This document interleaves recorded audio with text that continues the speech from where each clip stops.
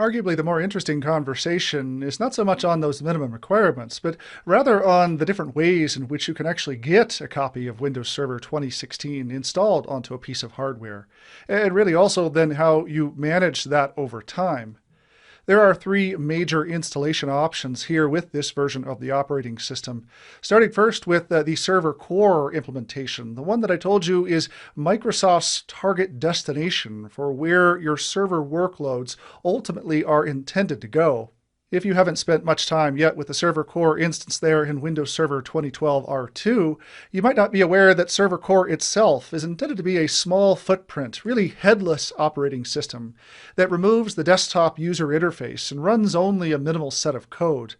The idea being here with Server Core is that smaller amounts of code, less functionality, provides a smaller surface area for potential would-be attackers. It also requires fewer resources in order to run the operating system itself.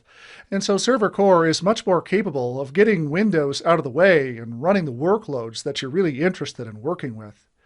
Now, Server Core, in order to do that, doesn't have that graphical UI. It really only includes a very limited set of graphical tools.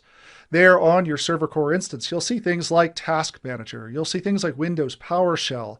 You'll find just a couple of control panels there as well, like the time date control panel and a couple other ones that still exist. But for the most part, all the graphical UI information, all that stuff that you're used to thinking of with Windows has been removed there from your Server Core instances. The ways then in which you manage Server Core are either through PowerShell or the legacy command prompt, or in most situations remotely through your other tools that you have, like your remote server administration tools or Windows PowerShell there on your desktop. Now, Server Core, this is important here with this OS version. Server Core is to be used with the long-term service branch servicing model. This means that the rapid release branch, which we'll talk about here in just a second, is not really where Server Core is intended to be positioned. You install a copy of Server Core and tend to manage it more so like you manage your old versions of the operating systems, in that you'd update them on the regular cycle like you're used to working with. Now, whereas Server Core is indeed a small footprint and headless OS, it is no longer Microsoft's smallest footprint and most headless OS. That recognition goes here to Nano Server, which, as you can see here, is an extremely small footprint headless OS that's ideal for compatible services, containers, and microservices.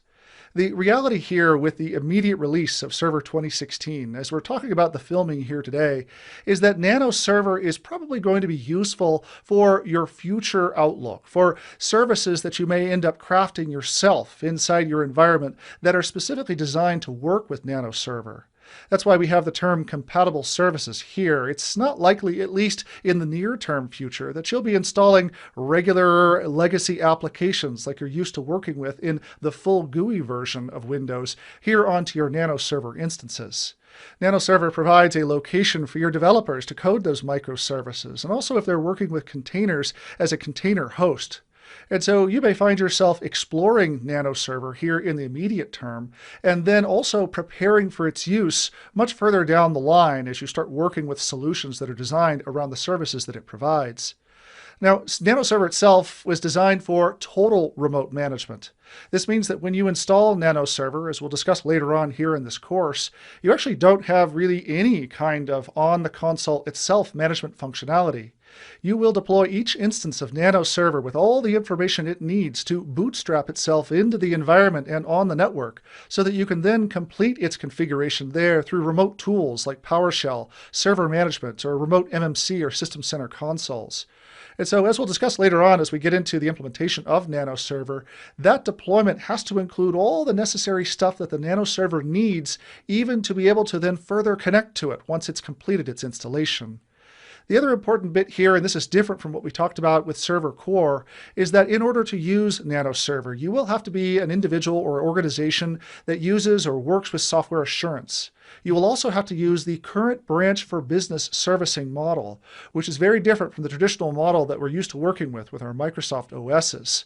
Microsoft will dictate updates that will be delivered down to Nano Server, and for that reason, you'll have to be prepared for an altogether different way in which those servers actually get updated over time. Nano Server, as I've said here already, is kind of a special use situation that we're likely to see more embrace of as more people start working towards and developing on the Windows Server 2016 operating system. Our third option here, our third installation option, is the Server with Desktop Experience, which, if you played with Windows Server in previous editions, you may note is curious that we're including this last. I've said already that Microsoft really wants the full GUI experience with Windows Server to be the instance that you drift towards not using anymore. This traditional graphical user interface that you're used to working with Windows is equivalent to the server with a GUI installation option in Server 2012 R2. But what's curious here in this implementation is that the server with desktop experience also includes the desktop experience feature that was a separate installation back in Server 2012 R2. Microsoft does this because it intends this use of the GUI for only legacy applications and also for the use with remote desktop services, with the latter of these two really being Microsoft's use case for why we're also including the desktop experience feature with the other graphical user interface pieces.